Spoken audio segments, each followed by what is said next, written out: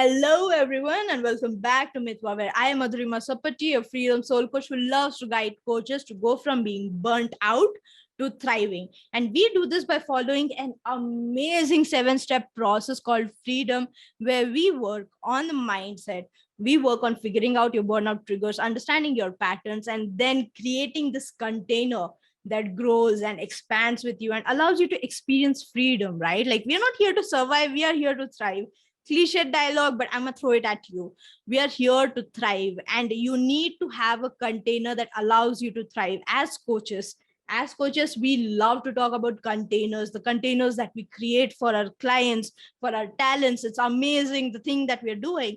But what about the container that you're creating for your own self outside of the coaching realm, right? As coaches, we sometimes tend to forget about the container that we are creating for our own selves. Heck, we are not even aware of the container in the first place. We're randomly throwing stuff out there and hoping that things work and we grow, right? But a lot of times it doesn't happen. So today I wanted to talk about something that could end up causing you stress and burnout. It's a surface level trigger. It's control. Dum, dum, dum.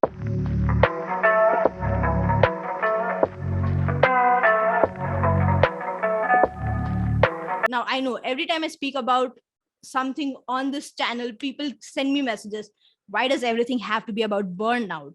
Right? Like, how can control lead to burnout? Aren't we supposed to control things in life so that we don't end up getting burnt out? But hear me out.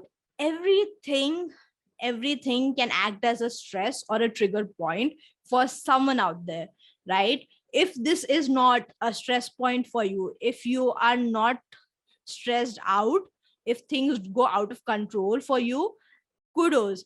See this video nonetheless, because it will help you realize that if you end up being in a situation where the need to control or the lack thereof is causing you stress, you can catch yourself quickly in that process and work on de-stressing yourself and work on creating a better environment for yourself. If this is something that causes you stress right now, I invite you to actually actively listen to what I'm about to say here, right? Because this is important. Now, control is a surface level trigger.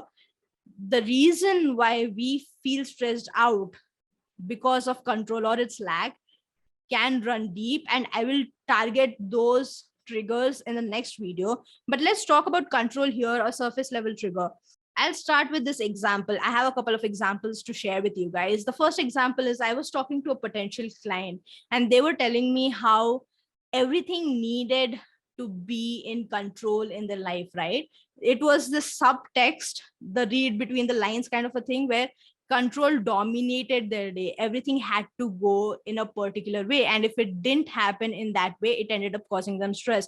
For example, if they missed out on meditating in the morning, they will feel stressed out about it until they meditate in the night. Not stressed out because they haven't meditated and they haven't had that experience, stressed out because they didn't pick this thing off their checklist of things that they have to do. And the thing about stuff like this is, while it sounds like, oh yeah, they are so in control of their life, it's all amazing, the thing about control is it can get addictive very quickly. You can get addicted to control very quickly, and it can end up causing a lot of stress if things don't happen a particular way. And guess what? Things are not going to happen in a particular way. Things are not always going to line up for you. I'm all for the universe working for you. I'm all for, yourself working for you so that things happen the way you want them to happen. But life throws a couple of curveballs, universe throws a couple of curveballs, and we have to be okay with not being in control. Take the pandemic, for example. No one had a clue about what was going to happen. It happened. We felt out of control. A lot of people stressed out because they were no longer in control of their own situations. They ended up feeling lost. I was one of them. I feel like there were millions of people who were among us who felt kind of distressed by the lack of control on a situation where they had no control on anything that was happening. And then we moved on with it. We adapted, we grew, right? Control is good within limits. When it starts to grow too much, it causes you stress. You don't have to freak out. I feel like we shouldn't be stressing out about activities that are supposed to de-stress us. If we start to feel stressed out about activities that's supposed to de-stress us, what's the point of it all? Right? And I'll give you another example from my personal life. I think it was an year before the pandemic hit us. I was into web comics a lot. Like, it was my daily routine to get up in the morning, brush my teeth, sit down for breakfast, and read my daily quota of web comics. And it was fun. I mean, it gave me a really fresh start to the day. I was excited about it. It's like, ooh, this comic is going to come out today. I'm super excited. Like, I was so obsessed with comics that I would have an idea about what day it was today based on the comics that were updated on that particular day, right? Like, I was crazy into it. But the thing is, I, as an obsessive person, I tend to sometimes read a lot more. Like, a new comic comes along, piques my interest, I read that, and it adds to my list of comics that I have to read in a particular day. All well and good until it starts to becoming too much, until I have way too many comics to read and have not that much time in my morning routine to actually sit and read. Like, I would read comics for 2 hours, and then I still wouldn't have finished like half of the comics that I was supposed to read that day, right? And this started to cause me stress. Like, I have to read, what's gonna happen. And the thing about comics is they love to leave things off at a cliffhanger, so that, obviously, because you have to read the next chapter, right? Like, they have to pique your interest and keep your interest. And it's all fun and games until you start to freak out about it. And so I was stressed out about not knowing where the story was going. I was stressed out about not finishing my daily quota of comics, pushing it on to the next day, and then having way more comics to read than I had the previous day. And I mean, it just kept getting crazier and crazier and crazier until I started to have panic attacks because of it. I was like, I have to read this. I have to know what happens. And, it came to a point where I was like, the thing that the thing that is meant to release my stress is causing me stress. Like, that doesn't sound right. And I'm also a person who takes rapid decisions way too quickly. And I decided one day to just delete the app altogether and just be done with it. And if something comes up, if I want to read something, I'll read that particular comic. But I just genuinely just deleted the app altogether because I was like, this is getting too hectic for me. This is not good for my health. Like, what's going on? I'm freaking out about not reading a comic strip or not reading a few comics. That's messed up. And I didn't want to sit the entire day and read comics as much as I would like to. I didn't have that kind of time because I was working on myself. I had a job that I was working on. It didn't make sense for me to sit and read comics all day long as much as I want to, which I probably will in the future. But the reason why I'm sharing the story is, the thing about control is it's addictive, like I said earlier, right? But I also wanted to share something. When this control adds to stress and this stress leads to burnout, what usually ends up happening during a burnout is you're exhausted. You don't want to do the things you want to do. You genuinely don't want to do things. You genuinely don't want to do the things that you want to do, right? And it leads you to a space where things are no longer in control. The thing that you were running behind, control seems like an abstract thing now, and you want to hold on to it, but there's nothing you can control in a situation like that because you are burnt out and things start to seem crazy. It's chaotic. That's what it is. The need to control things beyond a particular limit leads to chaos, leads to stress, leads to burnout. And the reason why I'm sharing this today, especially with the coaches listening here, is because knowingly or unknowingly, there are times when we tend to add control inside the container that we hold for our clients, right? And it comes from a very soft and sweet spot, the spot which tells you that I want to make sure that this person has the best possible results ever, right? And I will do everything in my power to make sure that they have the best possible results. But get this, if you start to control the situation, you basically end up becoming a puppeteer that's leading the client the way you want to go, not the way they want to go.